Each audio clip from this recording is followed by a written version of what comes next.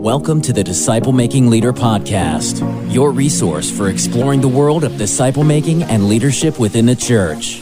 Discover Jesus' strategy for raising up leaders, growing the church, and multiplying a movement. Let's jump into today's episode and explore the power of a disciple making leader. All right, well, welcome to this episode of the Disciple Making Leader Podcast. My name is Glenn Underhill. I'm serving as a co-host with my friend Craig, the man Etheredge, and I am the executive director for Disciple First, an organization committed to really helping the local church make and multiply disciples like Jesus. So, we're super excited about this podcast, and think that it's got lots of great things we're going to unpack and talk about today, discover, learn.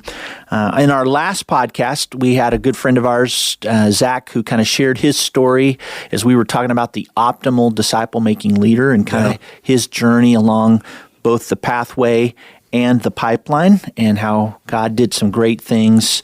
And actually today, we're going to have another great friend of ours on this episode, and super excited for him to tell a little bit of his story, which is really good too. Absolutely. So, Craig, let's talk about maybe, we've been spending some time talking about this idea of a pathway. What is a pathway? Yeah.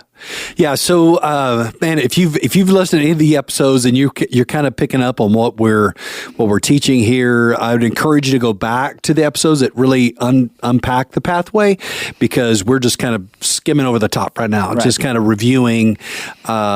And so if you're a little unsure, man, go back to that and dive in a little bit deeper. But the pathway is really kind of if you think about a horizontal line, you're walking down this line, you're walking down this pathway, and it's really how you grow in your walk with God. So it starts off, you're kind of exploring who Jesus is, or exploring, who Jesus says he is. And then you come to a point of conversion where you confess your sin, you receive Christ, and then that kind of moves you to the next stage, which we call the connect stage, where you're really connecting with believers, connecting with the church, starting to serve a little bit, starting to kind of enjoy the community, kind of put some roots down. And then the next stage would be what we call the grow stage, which is really where you start being trained and equipped to feed yourself and to multiply. And so this is, if anybody's talking about, I'm being discipled, usually, Glenn, it's like in this third stage, right? This growth stage, high accountability, man, you're learning to share your faith. You're learning how to read the Bible on your own. You're learning how to pray. You're learning these skills, these competencies that you need to multiply. And then the last stage would be what we call the multiplication stage, where you're walking with God. You're walking out of the overflow, and you're able to invest your life in others. You're able to share your faith. You're able to disciple another person, help them take a step along their path. So, like you said, you love the pathway because it's really is a journey. And so that's the language that we use. And by the way, we didn't just come up with that, sitting around on a marker board. This came out of the study of the life of Jesus. And you're going to see in the Disciple Making Leader book, this just emerges out of the life of Christ. Yeah. Yeah. And I think, that's probably one of the things that distinguishes us from maybe some other organizations, is this idea that really we go back to the idea that Jesus is the model for life and for ministry. Right. And as you look at it, he definitely had a pathway of helping people go from untrained to fully trained, from irreligious to becoming a fully devoted follower of Jesus, one that was capable of reproducing and multiplying their life into the lives of others. So that's really that pathway piece, right? Yes. And it's really good. But as we talked about in these other episodes, is that then we began to recognize, hey, not only did Jesus make disciples, he also was building a movement at the same time. That's right. And so there was a necessity to also be, as you're moving someone along the pathway, you're also beginning to see that they have skills and gifts to be a leader and to be a disciple-making leader, optimally, to be that disciple-making leader, so that there's really a pipeline, so to speak, a leadership pipeline of, as they move along the pathway, they're also moving up the vertical pipeline. So talk a little bit about the five stages of the pipeline. Yeah, thank you. And we did a whole episode on that, so please dive into that if you like. But if you think of the pathway as horizontal line, think of the pipeline as a vertical line, and you're going up, like you said, Glenn, moving up the pipeline. And so the pipeline is really, there are 5 stages. The self-leader, which is really just a volunteer. I don't say just, I don't mean just like unimportant. Certainly our volunteers do everything. We're so thankful for them. But that's where all of us start. Every one of us started at some point, we were volunteering. And so you start as volunteer, as a self-leader, then you move into a team leader where you're like leading a group of volunteers, so you're kind of leading the team. And then you may move up to a leader of leaders where you're leading actually team leaders. That's a leader of leader position. And then ultimately a departmental leader where you're overseeing a whole department like the student department, worship department, kids department, something like that. And then ultimately you move up into not everyone, but some move up to what we call an organizational leader, where you're overseeing multiple departments, and you're really helping shape the direction of the whole organization where it's going. And so, there are a lot of churches, big churches, small churches. They all have strata and levels of leadership. They're already there. They may not be identified yet, but they're there. And so we started to ask the question in the pipeline. How do you move people up into higher levels of leadership? Because if you need more leaders to multiply. Right. And you need more leaders, but you don't want just any kind of leader. You want the right kind of leader. You want the right kind of leader. You want a disciple-making leader. Which is the optimal leader. Right. And so I'll let you describe, because our last episode, we talked quite a bit about what is this optimal pathway. So what do we mean by that? Yeah, so the optimal pathway is basically, if you were just to if you have the pathway, which is horizontal, and the pipeline, which is vertical, literally right up you take a line that goes from where those two intersect and go directly right up to the right, and that's that optimal leader who is growing through the pathway as they also are moving up the pipeline. I wish people could see your hand motions right now. You're doing. I'm like, you're killing it with the hand motions. I am killing it, but I need to draw it on a whiteboard. It's hard to describe. It is hard when you're just listening, right? But anyway, I'm just people envision Glenn doing the hand motions, and you'll get it. That's right. So maybe we ought to have a song for that or something like right. We like do BBS. The hand motions. Yeah. That's right. So. Yeah, so that optimal leader is and we were able to share Zach's story of how he was walking down through the pathway, and as he was walking down that pathway, we were beginning to see giftings of leadership, and then beginning to give him also more responsibility and training and coaching along the way, and began to move him up into other higher levels of leadership, and then ultimately he became an organizational leader here at our church, left his corporate job, and is now leading a large segment of our operations ministry here at our church. Yeah. So I think the big takeaway is the optimal trajectory of a disciple-making leader is one that as they're moving down the pathway, they are slowly emerging into higher and higher levels of leadership, to where once they kind of get all the way to the multiply stage and they're multiplying it and they're owning it. I mean, they're a disciple maker. They're also leading at higher and higher levels, so that not only do they embody disciple making as a key value, but they just emanate that throughout all the people that they're influencing and leading. Yeah. It pushes its way down for sure. That's right. So the whole organization begins to take on this flavor of the importance of being a disciple maker. So the key idea is you don't move people up the pipeline until you move them down the pathway. Yeah. And we haven't always done that. No. And there are times that we've gone, oh man, I wish we had, We've paid a price. We have. Yeah, we have so to speak. Yep. And it's interesting to note, I do remember distinctly when we began to really land on this, we did have some team members who said, hey, this just isn't for me. And so they found other places of ministry and moved on, and wonderful people who love Jesus, but just this wasn't where they felt like that's what what they wanted to be a part of and to do. And so that does happen. It does. And so, again, that optimal trajectory, but then, this episode really is focused though on what we're calling the divergent path, right? So what do you do?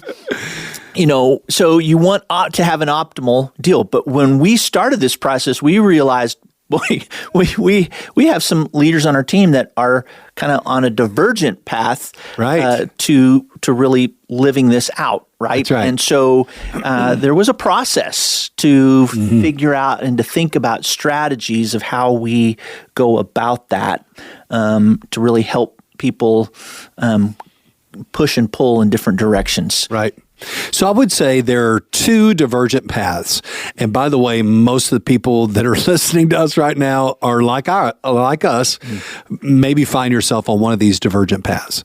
So the first divergent path is someone that climbs up the pipeline rapidly, but did not really move down the pathway very far. I mean, not that they hadn't moved at all, but I mean, they're clearly saved and born again, but they never really got very far down the pathway, but they shot up the pipeline because, of ability and skill and charisma and whatnot. And I know that was your story. In the last episode, you shared some of that. That was really my story. I grew up in churches, godly parents, gave my life to Christ when I was 7, had youth pastors that invested in me, went to college, had people that invested in us, and went to seminary. And while I was in seminary, started getting involved in a church. And I was one of 5 youth interns, and I was a youth associate. Then I was a college guide. Then I moved into, that was a departmental role, and then started moving into overseeing departmental leaders and into an upper level senior leadership position. And then I finally became the senior pastor in another church. So here I am, the senior pastor, and there were 3 businessmen, you know them well, that started discipling me. And so they were actually helping me move down the pathway, even though I was already a senior pastor.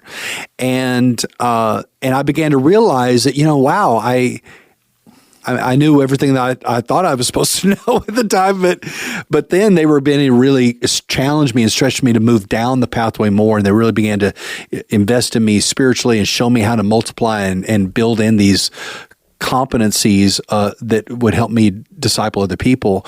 And as I was kind of already up the top of the pipeline, I had to kind of bend to the right, if you will, to really be that disciple making leader. Right. And that was not hard for me because I think I was really in kind of a desperate situation at the time, meaning that, the church wasn't growing, I was trying to figure out what to do. And God just brought me to a place of, I was just super teachable. Yeah. And in that humbling position, God brought these godly men, and I'm just forever thankful for them. Yeah. That taught me how to walk with God, and then to infuse this desire and DNA of disciple making that now is I can't get away from that. That's who we are. And those same guys invested in you. Yep. And so and we call that divergent path an L2 leader, right? That's right. If L1 is the optimal leader, right? That's the first kind of leader we want. L2 would be those that kind of shoot up the pipeline, but they're not really down the pathway yet, and they have to bend. Yeah. And honestly, some of the Glenn, you know this to be true. Some people just don't want to bend. Right. Yeah. Do we go ahead and say that? Let's go ahead and be honest. Put it out there because it's true. And some just don't. Yeah. I mean, they're like, hey, this is who I am. I don't want to disciple people. I really don't want to invest in people. I mean, I'm fine just the way I am. I'm not very coachable. I'm not very teachable. I'm just going to do my thing. I'm going to run my department. Leave me alone. And if you keep pushing on them to invest in others and live out this disciple making DNA of Jesus, they're not going to do it. Right. And you mentioned before may bounce as a result of that. May bounce, yeah. And so that person kind of lacks maybe spiritual maturity. They have giftings and skills as a leader, but they lack that. And we call the other divergent path that L3, who's someone who's got some spiritual maturity, yet they've never really, they've never they moved up the pipeline. Right. So that L3 would be kind of a very flat to the right line on the chart, so to speak, of that XY axis where they've been down the pipeline, their pathway, they are mature, they're multiplying, but they've never risen up into levels of leadership. And not everybody is supposed to. No. But there are some that can and some that would if we would help them to get there. Right. And so we have somebody in the studio today. Right.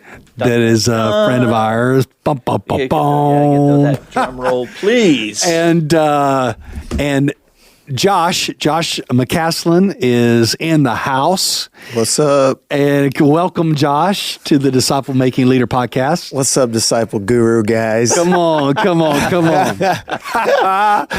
And Josh is a senior leader on our staff. And he has a divergent path story.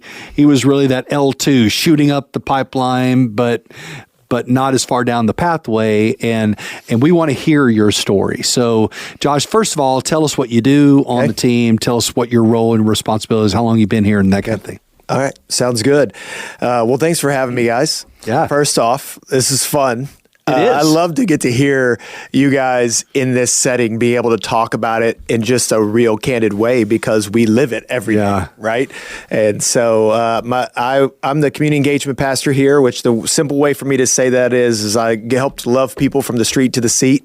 So we want to share the gospel out in the community locally and then get them in the doors and be able to help them see what a healthy church family is and then hopefully get them to a place of making disciples. And so my story is interesting because I grew up in a church home. My dad was a pastor, and I was at church all the time. And my dad was at First Baptist Houston, which I was like in third grade, which I really remember. A big old church, John Bisagno, big productions. Yeah, that whole deal. And so, man, there's a lot going on there, right? And so then I saw a progression of my dad helped plan a church called Metropolitan Baptist in Houston, and then went to a church plant with Kurt Dodd, and then moved to Irving. And so where I actually met Zach, who was on the previous episode. Yeah. Y'all played football together. Yeah, we played football together at Irving High School. Crazy. Yes. And so you were the quarterback and he was the O-line. O-line, the tackle. And he was actually the tackle that I didn't have to worry about. The other guy, I had my left eye on him all the time. So I grew up in a very big church environment. And so I came to Christ in ninth grade. It was probably about the third or fourth time that I had, because I went to these crusades and it was always these big evangelistic moments in my life. But I remember in ninth grade really solidifying and saying, hey, I know the assurance that I have and who I am in Christ. And so, but then my junior year, I surrendered to the ministry. I felt a call to the ministry. I didn't really know what that was at the time, and because I love sports and I played basketball and football in college, and that's another story. But I really, that was my focus. And I got to my last year of college, and there was a Methodist church that had about 12 students that needed somebody to come help with their student ministry. And I was like, I'll do it a little bit on the side and just go help them. And from there, it just kind of started scratching an itch of the calling that I had. Yeah. And I just began to really step into a ministry role and really caring about the next generation. I just fell in love with students, and really my wife loved to work in student ministry and really was a partner with me and all that. So it took. But to talk to what you were talking about, an L2 leader, I moved up pretty quick. My next church I moved to had about 100 students. I did that interim, then they brought me on full time, and then we had about 300 to 400 students that were coming regularly, and I was probably 25 or 26. Yeah. We took 2 big buses to Panama City to church camp, and my mom, she was like, are you really in charge of all these kids? Mom was worried for the kids. Oh, You're not worried totally, for you. not at all. No, not even close. And but I just continued to just kind of move up the pipeline, if you will. I went from a student ministry, a student pastor to a next gen pastor who was overseeing what we called cradle to college at the time. So it was babies all the way up to young adults. And then that moved into about 3 campuses. That was at a church called New River Fellowship. It was a convergence of a Baptist church and another church that kind of came together in a non-denominational church, but it was in a kind of almost a rural area just right outside the Metroplex. So it grew really, really fast. And out of necessity, I just kept moving up. Right. And I really had no idea what I was doing. People kind of liked me. I had the charisma. Yeah. And don't get me wrong, I had a relationship with God. I mean, I had a walk with God. That was the only thing that got me through those times. But I really felt like I was just pushing a car up the hill all the time. Mm-hmm. And it was a dog and pony show every week, it felt like, just keeping up with that rat race of just trying to keep students in the door, keep parents happy, and kids, and all the things, and just learning. And I'll never forget, one day, one of our youth associates came in, and he said, "Man, we really need to do some discipleship here. We should do some discipleship." And he was pretty adamant about it.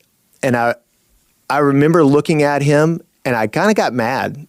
And I'm like, "What is discipleship, Francis?" This is his name, Francis. I was like, what's discipleship?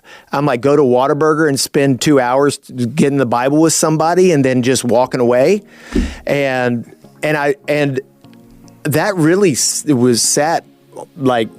didn't sit with me well for the next couple years. If you were going to raise up the next generation of church leaders, how would you do it? You probably wouldn't rely on online courses or sterile classrooms to train them. You'd probably invite them to walk alongside you as you do ministry. You'd probably invest in them spiritually and stretch their vision of how God wants to use them. You'd probably raise up leaders, the way Jesus did, with a simple invitation to follow me. The Cross Creek Residency is a place just like that. Here, college graduates who are called to ministry get one-on-one investment and training from seasoned pastors and leaders over the course of a year. During that time, they will be trained to make disciples who multiply, and they're exposed to multiplying church plants who are growing and thriving all over the world. If you have a graduate in your church who feels called to ministry and has a heart for making disciples, then check out the Cross Creek Residency. Movement begins here. To learn more, go to crosscreekresidency.com. So what was the angst that you had? Because you're like, Francis, it just cracks me up. I don't know him, but it sounds funny. What is discipleship? Francis is a great dude, by the way. I hope he's listening. He's still in ministry. So okay, that's so cool. But you're kind of frustrated, right? Well, what's behind that frustration? I just think that what I saw with our students and what I saw with my workers, what I saw with our congregation, with their parents, is that we had discipleship in different ways, but those ways to me were not, they didn't match with what the Bible was saying. Yeah. And with what Jesus was saying, what a disciple was, and what he was commanding them to do. And so it was in, hey, discipleship, we have it in Connect Group. We have it in a little group here, or we have it in a class, like a financial literacy class or a freedom ministry class or something of that nature. Right. But it was not, there was something that was missing, and I couldn't put my finger on it. We would do check the boxes. We'd teach them how to have a relationship with God by, getting in the Word and memorizing Scripture even, but it was not a consistent, intentional way of moving them down this pathway to become disciple makers. Right. Yeah. So, what changes? So I want to just say something real quick. It's almost like it's a menu versus giving someone a map. And so, it's just kind of like, hey, everything lumps in and it's all discipleship. And we hope through some divine accidental way, hey, you get to this place of being this amazing Christian, which we don't even know what an amazing Christian is, or superstar, superstar, but or what this, super saint Christian is, right? Mm-hmm. So we just kind of, it's just all this, just throw it all in and mix it all up in the pot, and hopefully comes out on the other end as something special and unique. Mm. And sometimes it happens by what I would call divine accident. Yeah, no doubt. Totally. And I will tell you this, one of the coolest things about this story for me being here is my dad was in these ministries. He was doing the same thing. I mean, he was having to push cars up hills, and he was charismatic, and he was good, and he was gifted, and he could just juggle balls really well. But at the end of the day, as he got older in ministry, he started to do more bivocational things, and he began to just invest in men more. He met a guy named Dave Dawson, and he went through some equipping. You remember Dave? Oh, Dave, he's one of my favorites. He really is. I mean, you and I have known Dave for a long time. But anyway, that's so cool. Yeah. So, but when he's going through and he's starting to really dig into what does it mean to be a disciple, I'm still in a big church trying to be able just to keep everything going and juggling it all and feeling like this is not sustainable. Right. I mean, before I got here, I was on the verge of going, do I work in the church or I do something else? Yeah. Because it just wasn't sustainable. And so what I did see in the last stages before getting here was him really intentionally meeting with men and giving them a map, like you were talking about, to go, hey, how can I really grow and become a disciple maker? Yeah. And he's praying that for you too, right? Oh, he's totally praying. He's that like for going, me. hey, he's praying for you that this is going to click with you. Yes. Which is so cool. There's that piece of it. Yeah, that it's more than just a thing that I do. It's who I am. Yeah. It's really, it resonates with the whole person, and it impacts every piece. As even we were talking about on that last episode, is that Jesus really is at the center, and it permeates every bit of, whether it's work, whether it's church, whatever slice of the pie outside of what's ever at the center, it permeates the whole thing. Yes, no doubt. And you can't just add this to your menu. Yeah. Right? This is not about adding this to your menu. This is saying, hey, this is the map. Yeah. This is where we're going, because this is what Jesus commanded of us. And there's grace in all of that too. Oh, because yeah. I look back and I talk to some of my youth pastors and some of the leaders that I had prior to this, and I say, hey, listen, this is, first of all, I want to apologize, not because I don't think what we did was wrong. It's just that we didn't move in a direction, and we didn't have an example of that. Yeah. And so now let's talk about that. Because I want them to sustain. I don't want them to get stuck and being like, is this really what it's all about? Because I believe this model is actually a sustainable model for ministry. So you're just living large, man. You've shot up the pipeline. You're at the highest level. You're leading multiple departments. You're across multiple campuses. I mean, you're living the dream. And I'm talking to Zach about who do you know that would be really good? And he goes, I know this guy, but I don't think he would come here. We used to play football together. And so anyway, one thing leads to another. You and I meet at this restaurant. I remember it being kind of outside or something like that. Anyway, and we start talking, and one thing kind of leads to another, and you come on our team. Mm-hmm. And we're trying to talk to you about this pathway, this thing that we have here. And so you and a couple other guys that just joined the team at the same time, we all get in a group together. Mm-hmm. So I'll let you kind of pick up the story from there. Yeah. So once we get into just grow group that we call grow groups, that the beautiful thing about it to me was there was a commitment to it and a value that it was almost a non-negotiable in the way from the beginning, not because people were paid to do it, but it was one of those things that was like, hey, here's what the mission is. Yeah. And are you going to commit to the mission? Yeah. And from there, it was either, hey, you're going this direction or you're not, And so then that was what gauged like what we did and why we did it. There were some major things in our life that we could move towards, but the minor things, we could kind of shove those off to the side so that we could keep going in the direction of going like, hey, we want to invest in men who are going to invest in men, right? We are going to invest in people. And investment takes time. It takes effort. It takes conversations that are like, you have to kind of look back on some of the things that you did and go, you know what? I wasted my time on that, but like, we're going to start from where we're at. And God's grace is awesome in the way that like we can keep moving towards this. What does it mean to be a fully developed disciple? Yeah, that's so good. So we're in this group, and we're starting to kind of move you down the pathway a little bit more, right?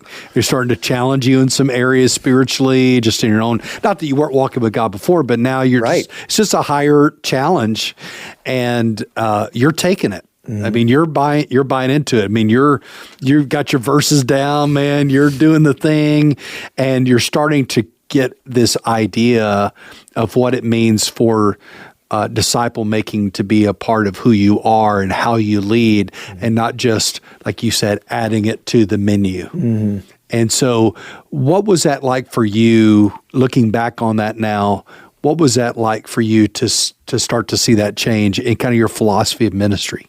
Yeah. So the thing I think that if I'm looking back on it now, what I do see is some of the fruit. Like last night, I'm in a recovery ministry. One of the guys that I first discipled, he's one of the key leaders in our recovery ministry. How cool is that? And so just getting started, the investment piece, it took longer with people. I had to really take time to pray. You know, as pastors, sometimes there's so many people that are in the sea of your ministry that you really don't really see people and invest in people. It just never was a value where I came from before.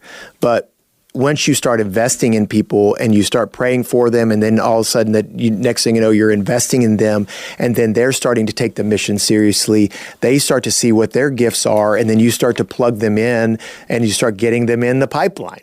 Right? I mean, like, and so this just it was just interesting for me it wasn't like I did anything crazy different. It was just, I was more intentional with people. Yeah. And going, hey, listen, this is a potential disciple. Yeah.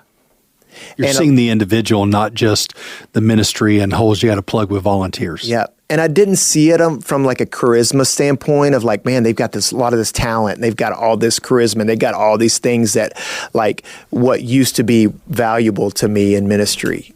It was that like, hey, no, God can take you where you're at, and as you start to grow in a relationship with Him, as you start to walk with Him, and as people start investing, those things will naturally come out, and you'll get an opportunity to be. They'll hear a call to go, hey, this is what I want to do. Yeah. Like, I think I need to do this. I think I want to be a part of a recovery ministry. I think I want to come into worship ministry. I think I want to, whatever ministry that it is that they're feeling like, hey, I could use my gifts there. Yeah, absolutely. So, Glenn, you've seen leaders that are L2s, and that was your story. Mm-hmm. It was my story. I guess all of us were L2s at one time, shot up the pipeline, did not move down the pathway. And some people are like Josh, and they just bend down and they become disciple-making leaders that see people differently, and they start to raise up and disciple leaders around them that multiply. But then others resist, and we kind of mentioned that early on. So what's the difference? Why one bends and the other one doesn't? What causes that? Ooh, and Josh, you can jump in too. I just think we ought to talk about it. What do we see? Tough question. I think some of it is the essence of am I going to be teachable, right? And because when I think about moving someone from an L2 to an L1, it's not only helping them develop a lifestyle as becoming a disciple maker, and those disciples had to be teachable. They had to put themselves under the submission of Jesus, right, to become that kind of a leader. But I think too, the other side of the coin is this idea that I see it as a philosophy of life and ministry, and I I think that's in my experience. That's been the biggest. That's great for you, but I just don't see it as the philosophy that I want to get behind. That it encompasses both my life and my ministry. Wow, Josh, what do you think? I think that when you start to prioritize God's way, His commandment, what Jesus says, and when you start, then certain things fall off and you count the cost. Mm-hmm. I mean, like I said, sports, I remember when I accepted my call to ministry, I went down to my youth pastor, Keith Smith, and I said, hey, I feel called to ministry. And the first thing he said to me, he's like, hey, are you willing to give up basketball and football? And I was like, whoa, hey, hold on a second. What are we doing? I just said I wanted to go to ministry, you know? But I think, honestly, that is really, as I've 22 years in full-time ministry, I think that is exactly what it boils down to. Yeah. I've seen at the highest level, the biggest churches, fastest growing churches, small churches, church plants, it doesn't matter.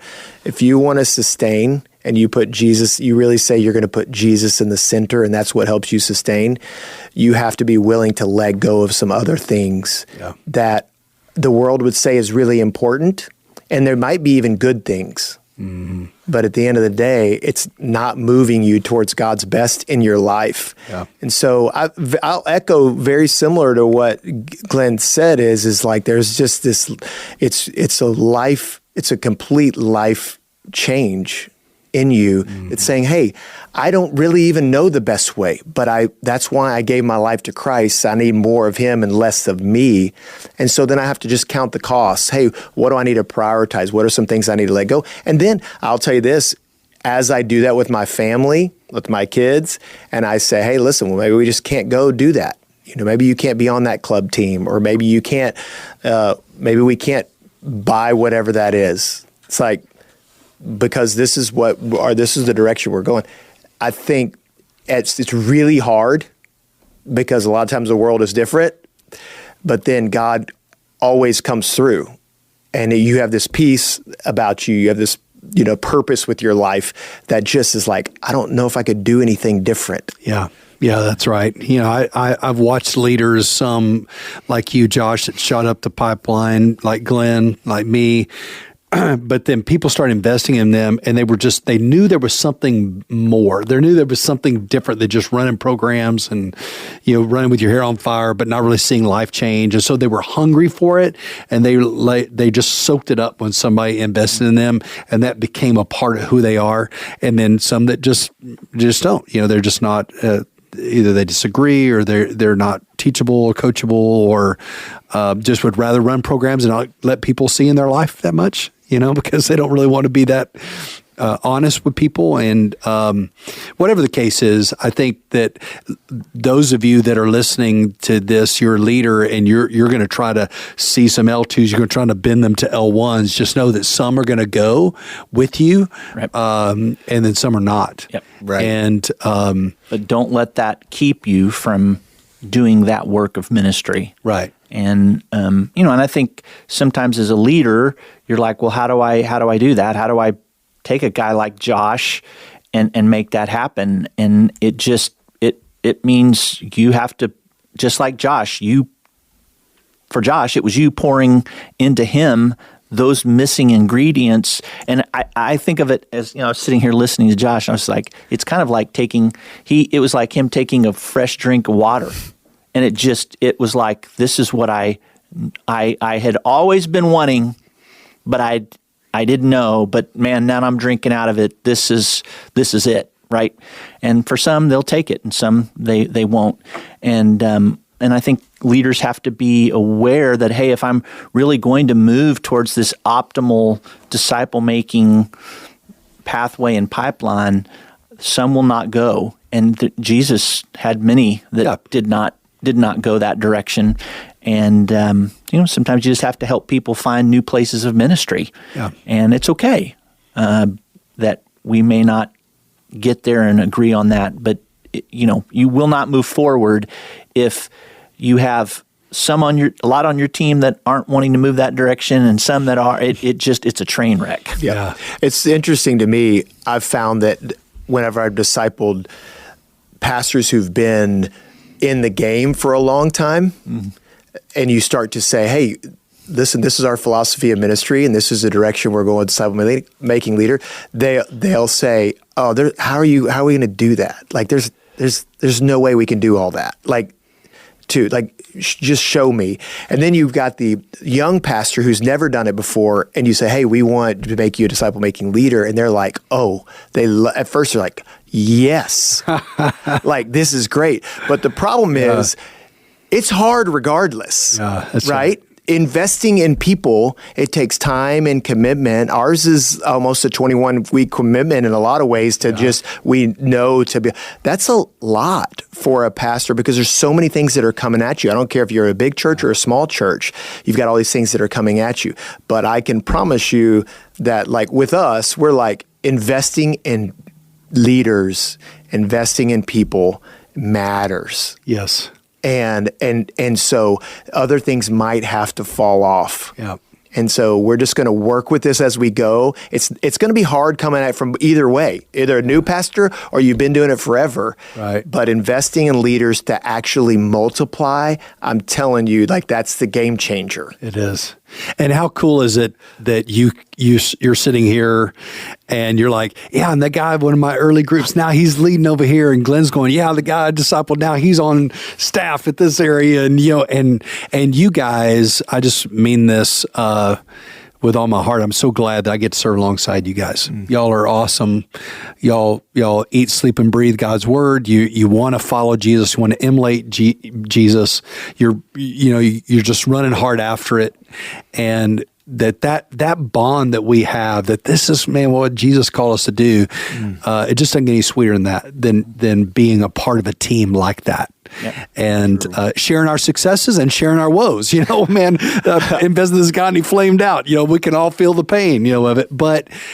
But at the end of the day, we're seeing lives change and lives multiplied. And we're seeing people in our own church that some people have multiplied 3 and 4 and 6 and 8 generations deep. I mean, it's that crazy. And that's because we have at the organizational level, we have men that are living it out. That you're doing it right now. You're discipling leaders, you're investing your life in people, and you're setting the example for them to follow. So thank you guys, both of you, for that. Yeah. Thank you. Hey, Josh, thanks for being here.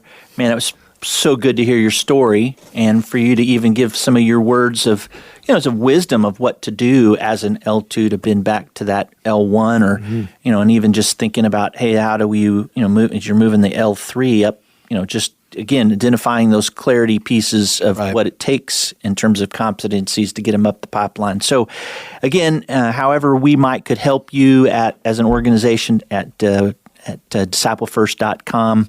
Again, we work to really help churches through training and coaching and resourcing.